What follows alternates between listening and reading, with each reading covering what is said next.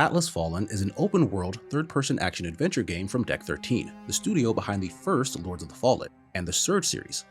Atlas Fallen breaks from their previous efforts to replicate the Souls formula, and instead blends high mobility with spectacle combat and 3D platforming, set in a fantasy world being drained of life. You are an Unnamed, a societal caste so lowly that its members are not given names. You and your people are forced to toil for the sake of an immortal queen and religious order who worship the god Thelos by forcing your kind to mine a mystical natural resource called Essence, a process that is turning the planet into mostly desert. When dangerous wraiths born of the sands attack your caravan, you stumble across a long-forgotten gauntlet that whispers to you its desire to stop the queen, restore the lands, and kill Thelos. I grew to like the game's setting as its central conflict began to take better shape over its roughly 13-hour runtime, but I consistently found it difficult to connect with or even remember several recurring characters.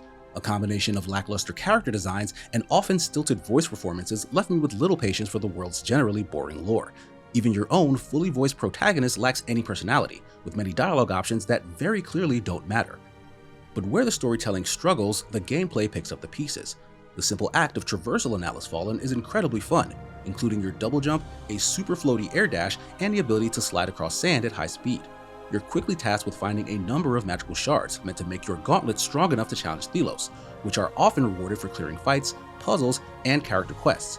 The game's large open biomes boast lots of verticality and create joyful playgrounds for both your platforming and sand sliding, with a ridiculous amount of shiny collectibles and chests for you to addictively hunt down. As you explore, wraiths dot the landscape and can ambush you from beneath the sand. Combat looks fast-paced, but actually feels a lot more methodical, using its momentum system to make every encounter a much more thoughtful risk versus reward gamble. As you attack enemies, you'll fill a momentum gauge, with 3 tiers of active and passive abilities tied to them.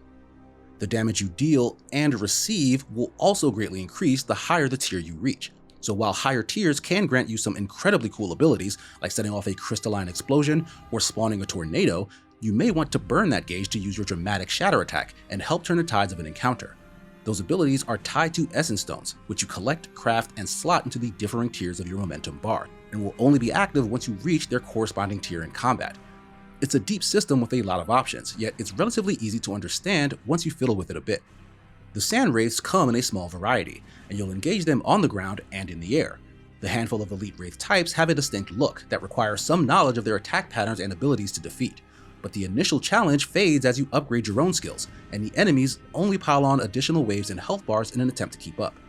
Bigger story-specific boss fights try out a few extra platforming mechanics that help shake things up, but the combat stays entertaining largely due to the Essence Stone experimentation and the great presentation of your epic battles.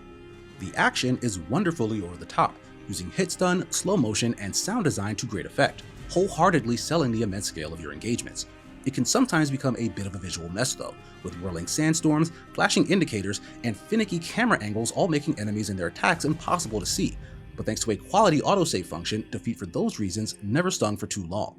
Atlas Fallen at first may lose your attention with its dull characters and world, but will immediately wrestle it back with a tight gameplay loop of fun exploration and thrilling high-stakes combat. The game is out August 9th for $49.99 on PC, PlayStation 5, and Xbox Series X and S.